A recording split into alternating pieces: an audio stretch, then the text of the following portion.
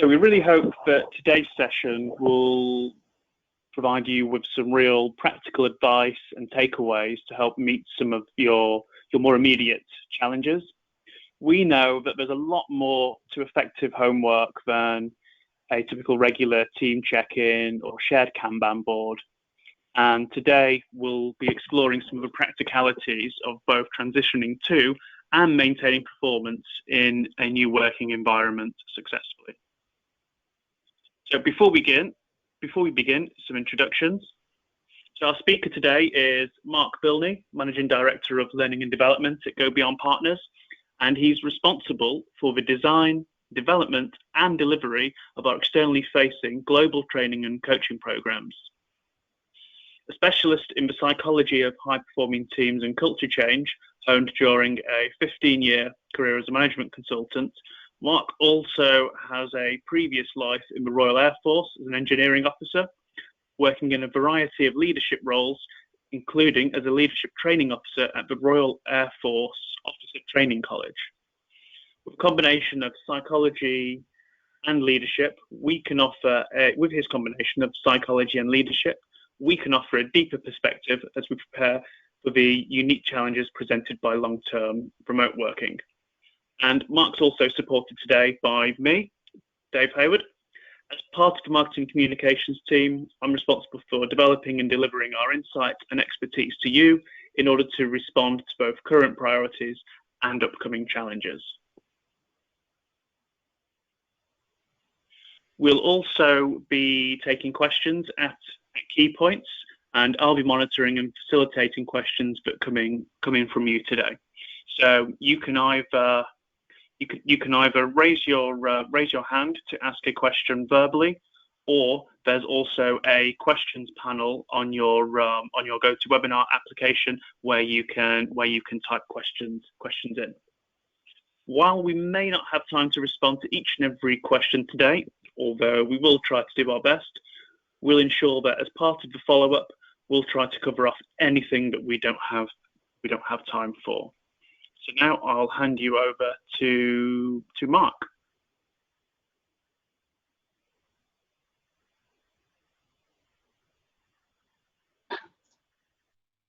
Thanks very much, Dave. Sorry, I had problems unmuting there. Hello, everybody. Thank you very much for joining us on this call today at what can only be described as an unprecedented time in modern history. I just want to use my video camera for this first couple of seconds, just so you can see who's going to be talking to you. Unfortunately, one of the problems of home working is broadband, and I have a poor mobile connection today. So I'm going to take myself off video camera as we go into it, and then there'll be some slides in the background. We will break a couple of times for questions, and we have plenty of time at the end as well to pick up on questions. So hopefully we can answer most of the things that you want to talk about today. So I'm just going to take myself off video camera now.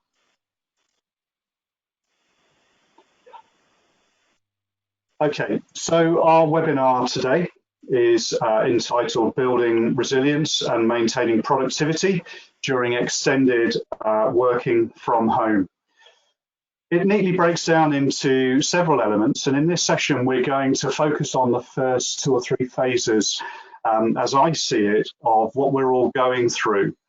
So I want to focus on building resilience and stabilizing a remote team.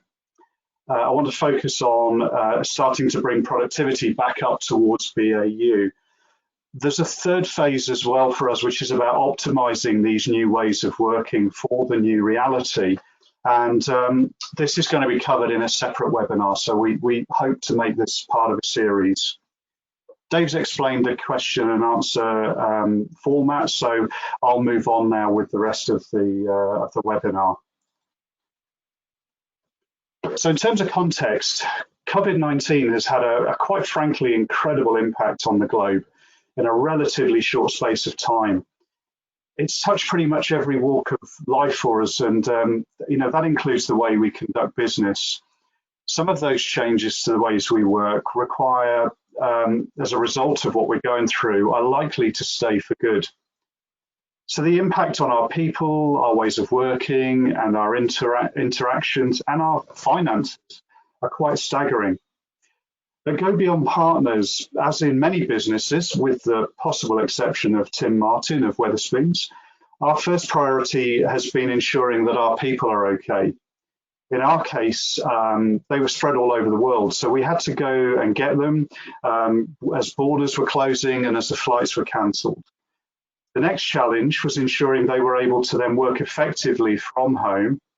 And then the final piece will be about ensuring that we can give our customers the best possible support by optimizing our own new ways of working.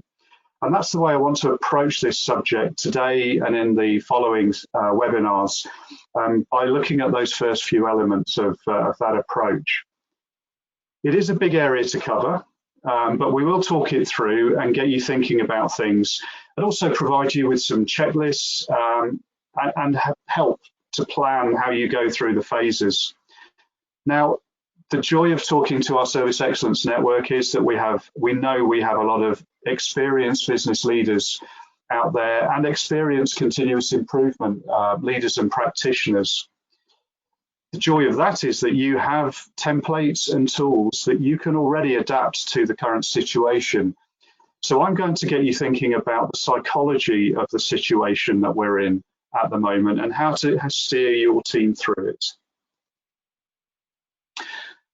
So for me, when I started to think about this for my own team, the problem to solve started to look like a 9-box matrix.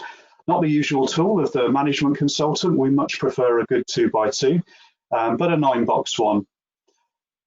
The column heads for me are around building resilience, maintaining productivity, and then extending that extended remote working from home.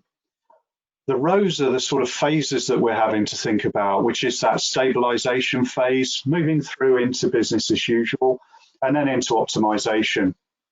So we're going to start in that top left-hand corner, and we're going to work our way across from there, looking at some of the factors and the elements described there within the matrix. So the first thing you need to deal with is the people piece. Stabilizing your people, stabilizing your teams. Now, there's a great deal of content on the internet, on LinkedIn around how to work from home. But there's a really important first step that's missing for me in many of the models, and that's understanding the emotional position of your people. So for many, the norm has been primarily office or site-based working with colleagues close by, relatively known working hours followed by family time and a social life. Do you remember social lives? In a matter of days, though, people have found themselves working remotely, in isolation, and without too much guidance on what to do. So before we address the issue of actually working remotely, there's a major consideration for all leaders at all levels, team leader through to C-suite, and that is understanding what I would call the emotional backstory of your people. We need to recognize that people's stress factors are many and varied currently, and that they differ for each person. So some people are going to be worried about their health, their family's health, being able to get sufficient food or loo roll. Worried about vulnerable neighbours and friends, worried about their jobs and income security. These hygiene factors have to be recognised, because if we don't, it will be difficult for a lot of people to see past them towards their work. And this reminds me of if anyone's ever had training as a counsellor or in listening in that sort of environment, and people will have problems and issues that they need to address. They need to get out in the open. Until they do that, then it is a blocker, and it almost turns their listening dial down. And we want to get around that. So we've got to give people that opportunity to voice their concerns. And we've got to be able to apply what their emotional backstory context to their situation. So if we don't do that, it's very easy for us to be inadvertently insensitive in this hugely sensitive time. So for example, a close friend of mine had their business profile deleted from their company's IT system because their boss had ignored repeated emails from the IT department to renew permissions. So one day last week, she switched on her laptop and nothing. To make it worse, she had very limited functionality on her work phone as well. Now she's trying to ensure that her team was safe and that they were able to work from home and that she could manage and maintain the important work that they were doing. So IT had said it would take 48 hours to restore her profile because, that's their normal SLA. And so she had 2 days of not being able to effectively work with or look after her teams and clients remotely. Now, she was understandably stressed about this. When she chased her boss to get some help correcting the issue, her boss said, "Oh, well, it's a lovely day. At least you can go and enjoy the garden." Now, understandably, my friend was extremely unhappy about this. In a normal situation, you could say her reaction might have seemed overly sensitive. However, if her boss had been sensitive to my friend's situation, her inability to properly be productive, her desire to see that her team were okay and to get her customers sorted out, back up and running, if she'd thought about that context and been interested and aware of that backstory, then she hopefully would have handled it a bit better. Additionally, people are trying to create a working environment at home. There are several other hygiene factors kicking in, which can impact our ability to focus. So some of you out there and many people will be homeschooling. Others don't have the luxury of a quiet space in which they can set up away from the family. For some, their partners may be trying to work from home too, with the same issues. And as the period of social distancing continues, there will be tensions in the household as cabin fever kicks in. Even the family dog or cat wandering in and out of video calls can be distracting, albeit a welcome distraction sometimes. Even those of you and those people that work with you who are already a regular home worker are having their norms challenged because you might be set up for home working. It might be something that's a norm for you. What people aren't used to is having the family there 24/7, and then all those tensions that I've just mentioned kicking in. So in terms of individual resilience, and in order to stabilize the team, we need to bear in mind the following things. We need to sharpen our active listening skills. Never has this been more important than now. And I've pulled together a bit of an acronym for you to help you with this. And obviously you'll get this information afterwards as well. So active listening in a video conference or phone environment for me looks like this: valued. So make sure you use a video link wherever possible. It's really important because it helps with visual cues and it also helps reduce isolation. And where you are using a video link, try and get into the habit of looking into the camera rather than at the people in the screen. Or as someone said to me the other day, they get fixated looking at their own image on the screen. So try and look into the camera. The A is for ask questions. Asking questions of the person that you're speaking to shows that you are engaged and that you understand what's going on. Lean in. Now, when we talk about face-to-face active listening, we talk about leaning forward. And this is just as relevant in the environment when you're on a video conference. By leaning in, it has the effect of reducing the distractions within your peripheral vision, and it also makes you focus more on the screen. The U is for understanding, and that is checking their understanding, making sure that they've understood the messages that you're getting out. E is for empathy, and this is about being conscious of their visual cues, so looking for signs and things that you can see, and also your own visual cues, because if you're on a video conference and you look bored or you look distracted, people will see that. And in order to help that, the D is for distractions. So think about things like if you're on the laptop, have the mobile phones on silent and out the way. Close down Outlook so you're not being distracted by emails. All of these things can help you attend or actively listen. In addition to actively listening, you also need to be able to turn up your acuity dials and turn it up to 11. There's an image there that some of the older ones amongst you will recognize as an homage. But you need to be able to crank up your acuity dials to 11. And acuity is your ability to differentiate between things. It's your ability to discern additional information.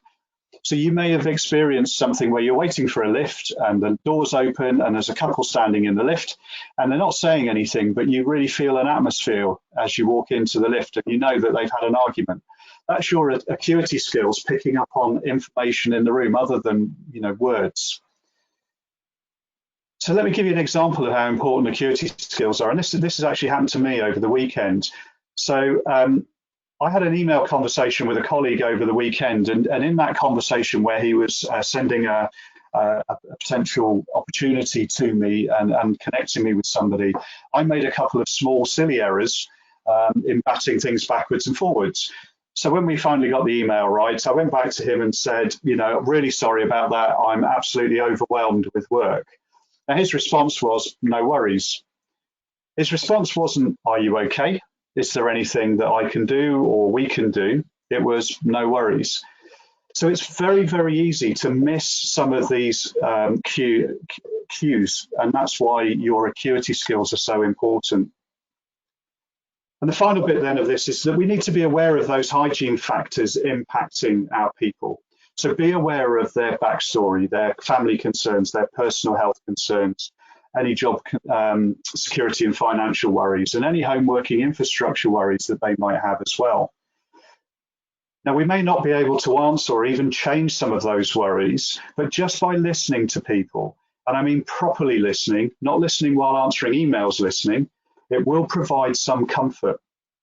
When you speak to people either individually or as teams, it can be very easy for us to become very task focused at the moment. So make sure that your first question is, how are you doing? How is everyone doing? When it is a group, make sure you hear back from everyone too. It may take a couple of extra minutes in a huddle time, but it will pay dividends. So here's some other things to think about as well before we go into the first pause. First one is a model that I'm sure many of you are familiar with, which is Covey and his circles of influence. And this is about understanding the things that we can control, the things that we can influence, and the things that we have no control over. Now, by sitting down with someone who is anxious or stressed and going through with them things that they can control and helping them to plan that, we can have a very positive impact on them. Then we can move into things that they might be able to influence. Having some control there and a plan for some of their worries will reduce their overall anxiety. Also, watch out for what I would call catastrophizing, a natural state for some personality types when they're under stress. So if you encounter people catastrophizing, don't hit it head on. Oh, that's not true, or no, don't worry about that. It's the worst way to react to catastrophizing. The best thing to do is to use a technique called the apparent agreement technique. And this is where you say, yeah, I can understand why you'd be worried about that. Have you tried thinking about it like this? So rather than hitting them head on with, no, you're worried about something that's silly, what you're saying is, yeah, I understand where you're coming from. Here's a different way to look at it. So try the apparent agreement technique. Yeah, I can see why you'd be worried about that. Try thinking about it like this. Also, try and move them away from a problem thinking mode into solution thinking type mindset. So we accept there's a problem, we discuss the problem, we draw a line. Now what are we going to do about it? And then when the conversation, as it will, drifts back towards the problem, you can bring them back. Yeah, we understand the problem. Let's think about the solutions. The last thing to say in this element as well is that most companies have online stress management training or learning or just information that can help. So now's a good time to refresh on the skills and coping mechanisms for yourself, but also making your people aware of that so we can support, so they can support themselves. So look for that material, give yourselves a refresh. Now, I'm just going to pause briefly at this point to see if there's any questions. Thanks, Mark. So you can either raise your hand and I can take you off mute to ask a question, or you can drop you can actually type a question into the question section on your webinar dashboard.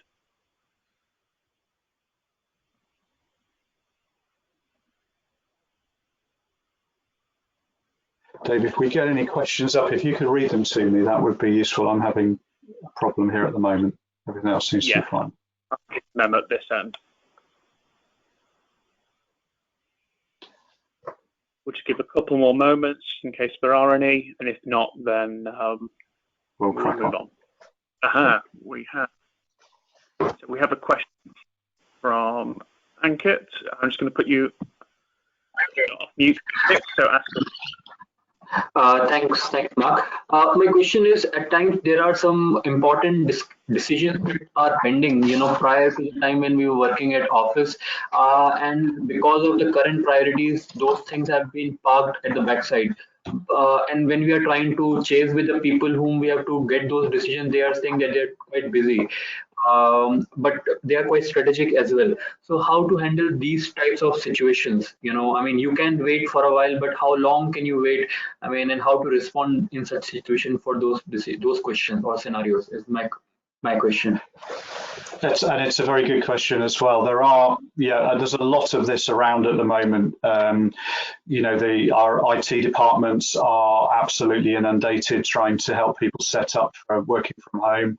Even I was talking to a small business owner the other day that spent 5.5 hours on hold waiting to talk to their bank about support so that they can get some of their staff onto the furlough scheme. So I think everybody's having similar issues. And obviously, another problem from a psychological perspective is that people can become quite first person focused, i.e. they're thinking about things from first position and from their own perspective, what are their priorities? I think for me, there are two things I would say, because this is a time when task is really important.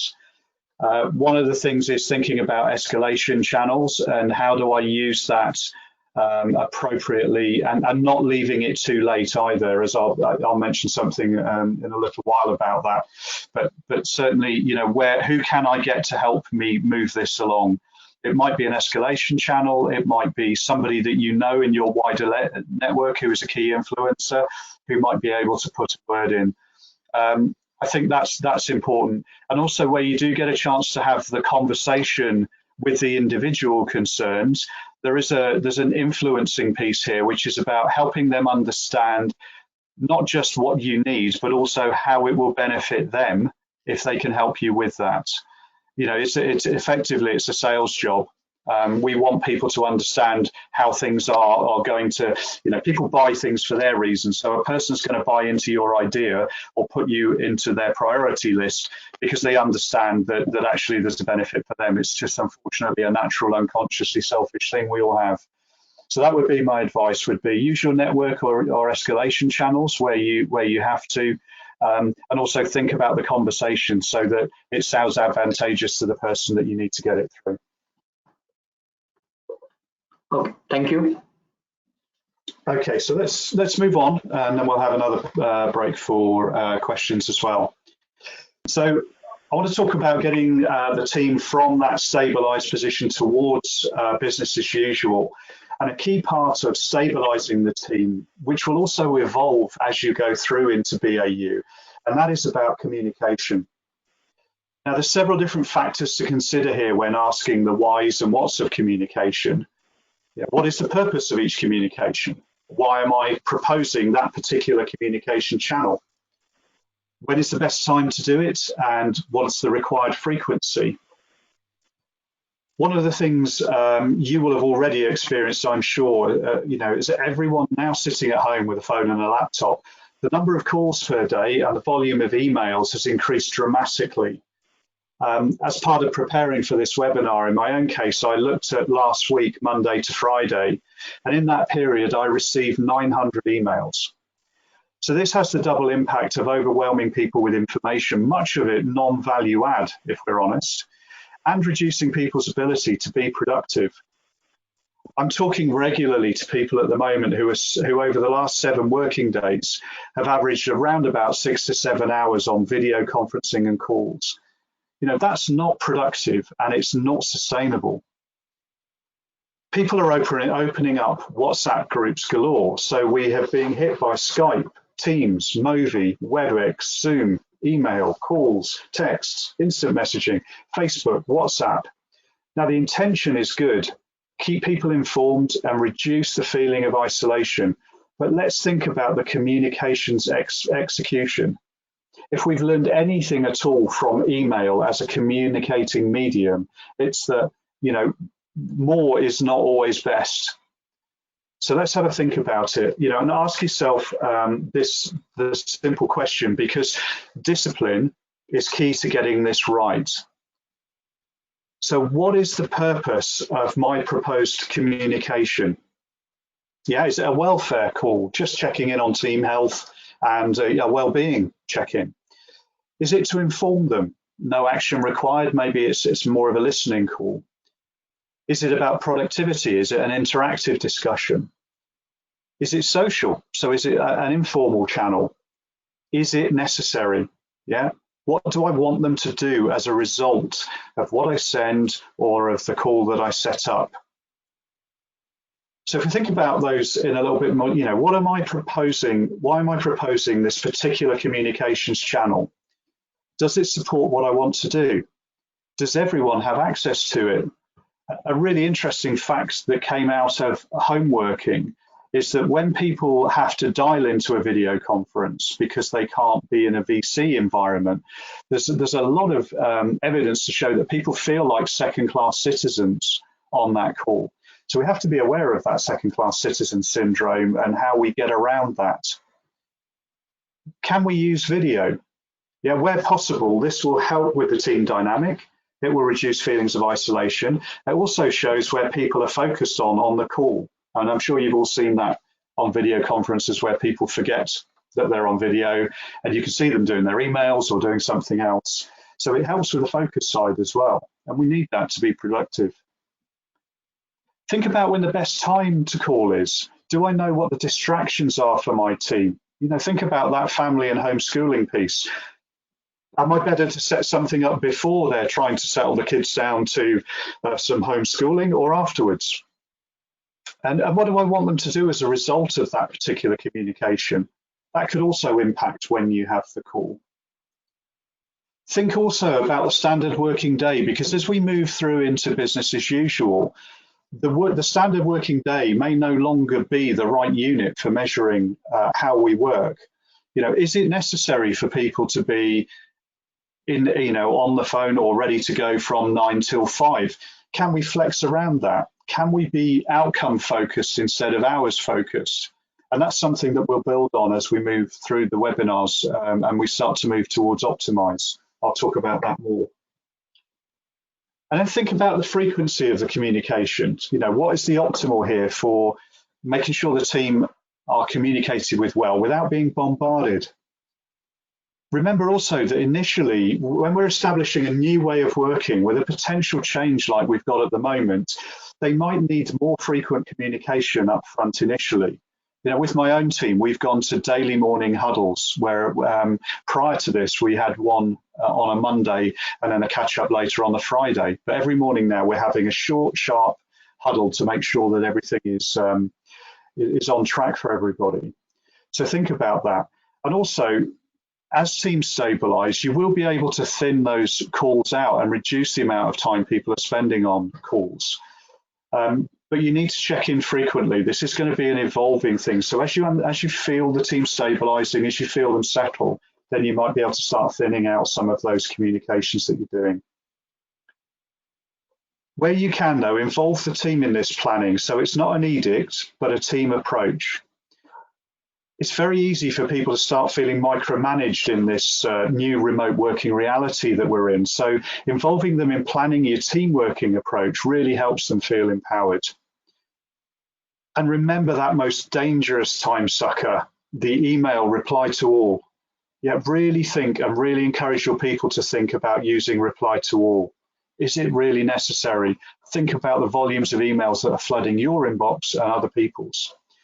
And also think about little tips like the pop-up email prompt that appears in the bottom right-hand corner of your screen. That can be a big distraction. And if you are like me, if you are like a moth in a disco, very easily distracted by a shiny thing, then turn those off because that will be a distraction for you. So I want to move in and think about now, as the team's starting to stabilize and as they're moving into business as usual, let's think about some of the psychology around the team, and even your boss as well, because your bosses are going to need supporting. And that can come from you guys as well as people above them. So different personality types will handle remote working differently. And that dynamic that you might be used to now for an on-site team can change absolutely markedly when people are spread out and remote. Go Beyond uses two main tools to understand the psychological side of people. So what you see in front of you now is the categories from the Game Changer or GC Index. This helps you understand the individual impact and contribution a person can make in a changing environment. That's how we use it. We also use Myers-Briggs Type Indicator that you're probably more familiar with. And Myers-Briggs helps us understand people's preferences for interacting. So things to think about when you're thinking about your team. Who are the office social communicators? The ones who are always talking to the colleagues, full of energy in the office environment. Those with those extroverted tendencies can soon find themselves feeling isolated and potentially less productive when they don't have the collective energy of the group to feed off. Who are the people that respond to the unconscious peer pressure of team in a face-to-face environment? You know, that peer pressure of those working around them makes them more productive because they may struggle to be focused and productive when they're working from home on their own. Who are your polishers? The people who are great at taking an idea and refining that into something special. They could be starved of what I would call the water cooler conversation. You know, those ad hoc conversations where they get the ideas and the inspiration that they can go and polish. And think about your people who like to be in control, those who like to have a planned and organized way of working.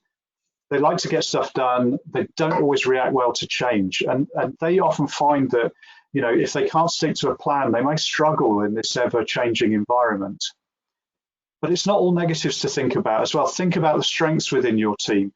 Who are your last-minute go-with-the-flow people? You know, the people who get it done in the 11th hour. You know, their ability to adapt to circumstances and to change can be a real strength for you and the team to tap into at a time like this. Who are your implementers or task-focused people, the ones who get things done with little or no supervision?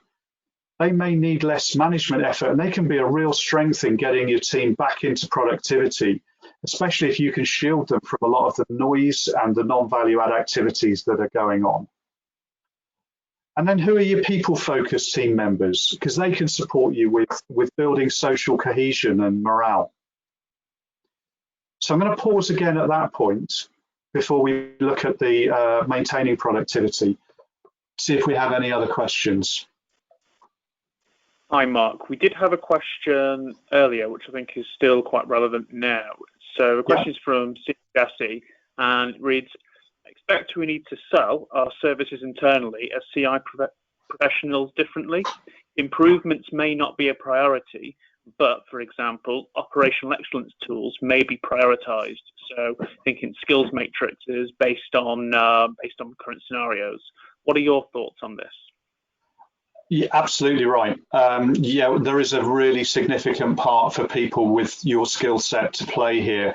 And it goes back to what I said right at the start about stabilizing, working into a BAU situation and then optimizing. We're still, you know, we all know we're going to be in this for the long haul, and it could be several months before we start to get back to anything like what we regarded before as a normal way of working. And as I say, I don't think even then it will be what we knew before. So your skills and your capabilities to be able to help people understand the new skills, the new behaviors and the new characters that are required to work in this different environment, in this new reality. And using tools like the skills matrix, as you say, will really help there, because it's not necessarily going to be the same skill set. And the OPEX point is a really good one as well, just helping to stabilize the operation by helping people share the information they need to manage performance, you know, share the tools and things that will help people to work and act remotely are really important. So I think CI professionals have a massively important part to play in stabilizing and getting people back into a productive state. And then our natural desire to look for continuous improvement will kick in later when we optimize. So great question, thank you. Thank you, Mark. And Tina's also got her hand raised as well, so I'll just unmute. Tina, over to you.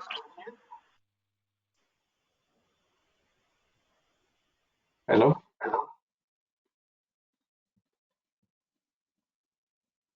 Hello, you're off mute, please.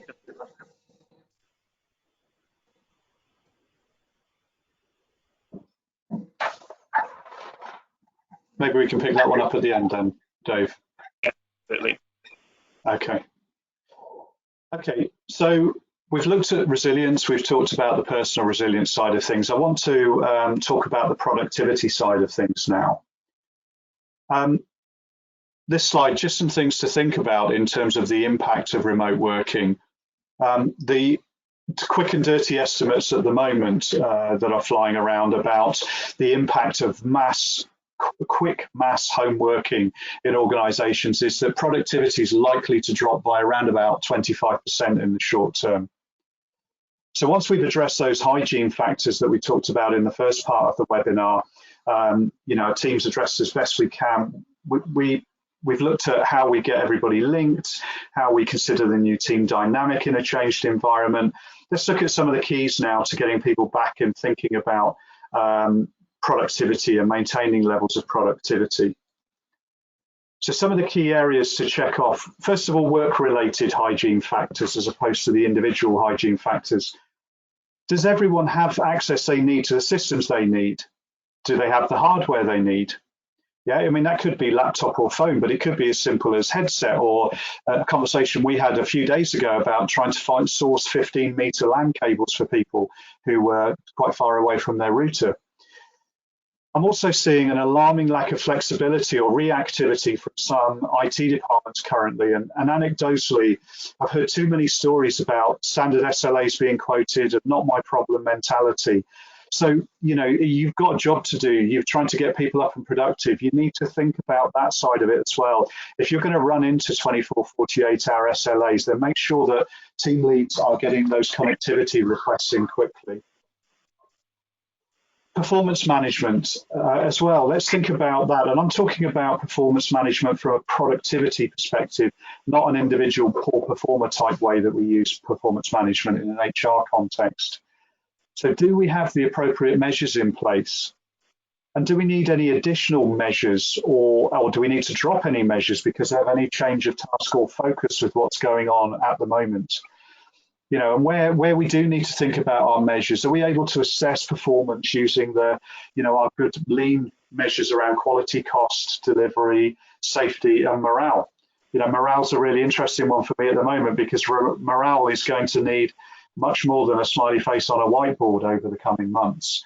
So you've got the tools again, to be thinking about measures in those terms. Have we got what we need in the new environment with changes to task, etc., that are actually going to help us to drive the right performance and productivity? Think about routines as well, because routines are key to us getting people up and running. Think about our communications drumbeat, so our comms plans and when we talk to people and why the elements we've talked about in the communications piece. Think about the appropriate, measuring and reporting cycles, and also about how we can share performance data.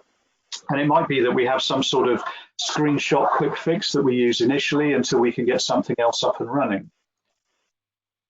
Also the disciplines, and this is really important. So call, video conference etiquette, just as an example, we need to get those disciplines in place, and we will be sharing as well. There's another piece that I'm doing for the Management Consulting Association about video conferencing etiquette and disciplines, and we will share that those factors with the team, with you guys, so that you've got that list as well to think about. And now for me, with my background in high-performing teams as well, there's something that's really important for you to think about as a checklist.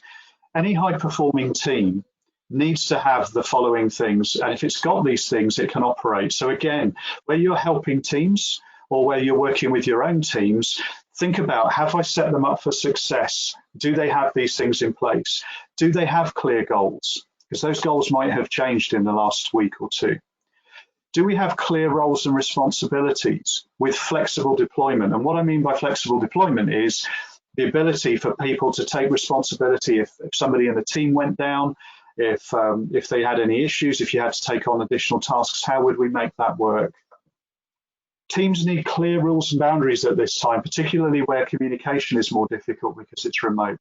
So understanding where the handoffs are, having absolute clarity around that sort of thing, what we're responsible for, where our boundaries are, where the handoffs are.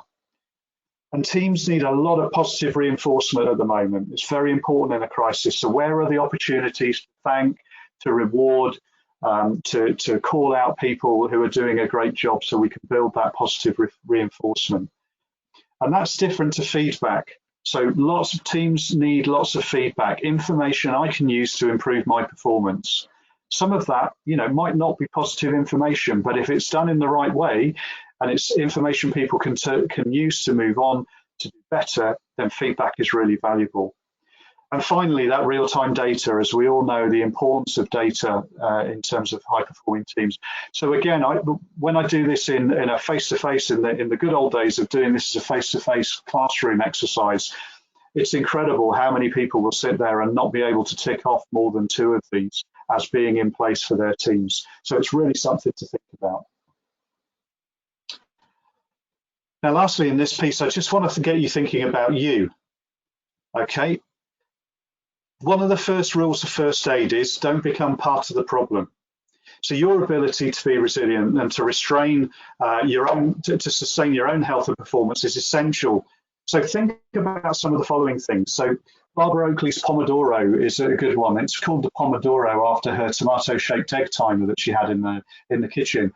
This is about setting yourself 20-minute focus bursts of activity with no distraction where you can just get in and crack on. Those 20-minute focus bursts can help you get things done, help you get that positive reinforcement from knowing you're achieving things without being constantly task switching because of distractions.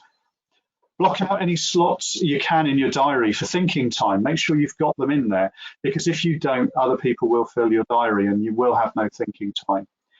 Think about things like scheduling 25 minutes in 30 and 50 minutes in an hour for meetings, not full time, so that you've got time to go to the loo or get a drink or just to breathe and to change your mind before you move to the next call.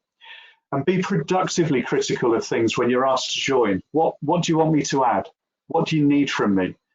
And if you're not there, if it's not necessary, if you're not going to be adding anything, then politely decline. You will have enough to do anyway.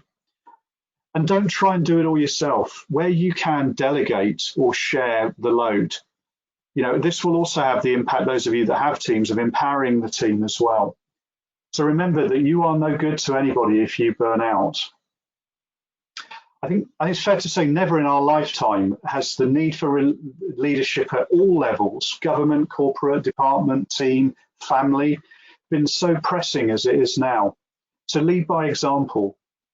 Also being a leader means challenging up sometimes too. So have the courage to call out any bad practice and things that could be done better. And you don't have to be in a traditional leadership role to exhibit that kind of leadership quality. There is good news though. It's not all bad news. Since 2005, there's been 159% growth in home working, and it has been and can be very successful when it's done right. Getting things done can happen quickly, and I use our own example. We were on a call with our parent company yesterday, WebHelp UK, and the WebHelp group as a whole, the global group, has already got 30,000 contact center agents working successfully from home since mobilizing for COVID-19. That's an incredible achievement to show what can be done to get them back up and running and supporting their customers. And also, a lot of people really can thrive in the home working environment if all those hygiene factors and things that we've talked about, the disciplines and the routines are in place. 80% of home workers are happy compared to 55% of on-site workers.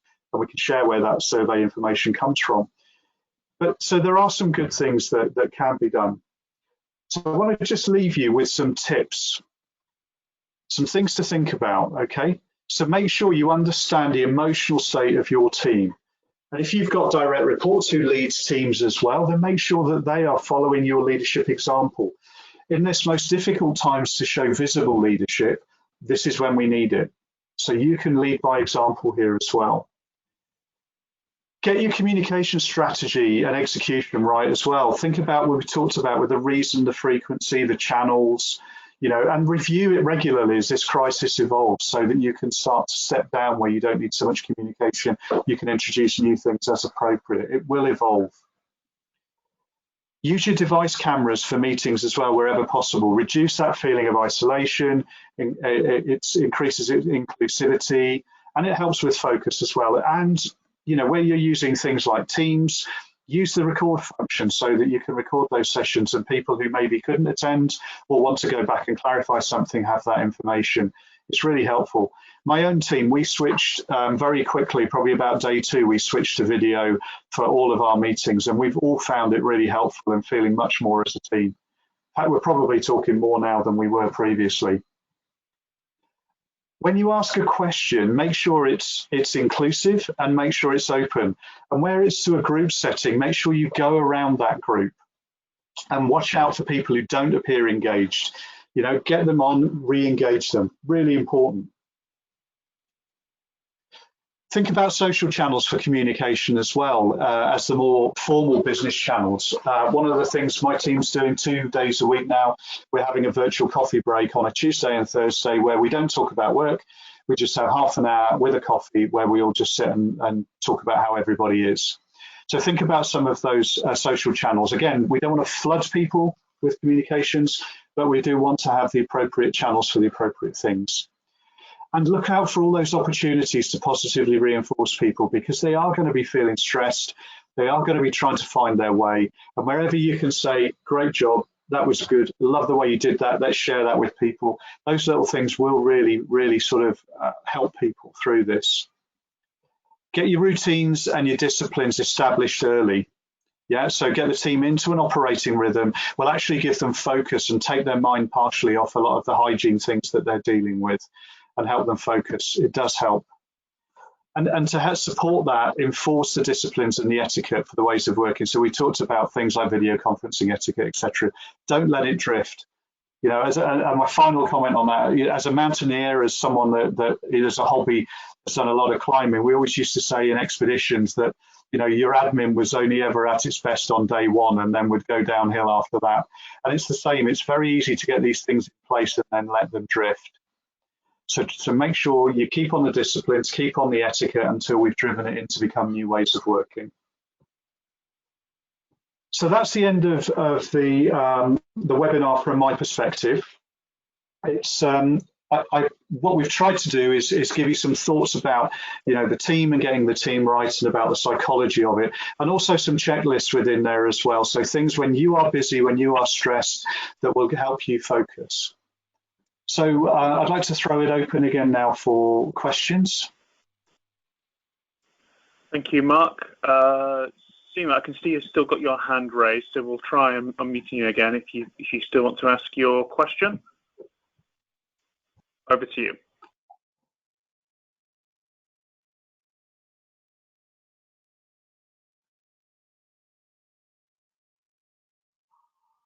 Stunned silence.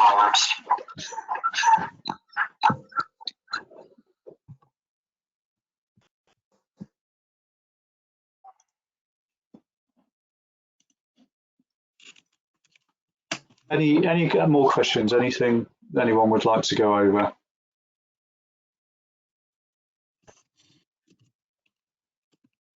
It doesn't look like we've got anything else at the moment, but we will be circulating both the pack from today and a recording of the session. We've had a comment from Nikki Skills saying no question, but thanks very much for these useful tips, some of which we are doing already. Glad you're all okay. Good stuff. Thank you. Yeah, and we're welcome any feedback as well on this as well. So please feel free feedback. to leave any feedback that you want, and we'll make those checklists available to you. And also, as I say, once we've polished the video conferencing and call etiquette and disciplines piece, we'll also share that with the network. So just before we close, I'll just hand it back over to Robin. Hi everyone, thanks Mark and thanks Dave, and thanks everyone for your input and feedback. So I love the idea of video conference etiquette, Mark. That's really interesting, and I know how valuable it can be through tools like the GC Index to understand your team's preferences and optimize your comms and ways of working accordingly. So I found that really, really useful, and hopefully you all took some takeaways from that. So look, just to reiterate, want to keep the Service Excellence Network community going despite not having the event, and we're going to try our hardest to do that.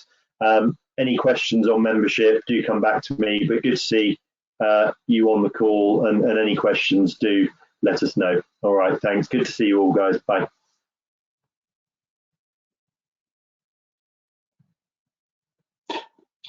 Yeah, thank you from me to everybody as well for attending. I hope you found it useful.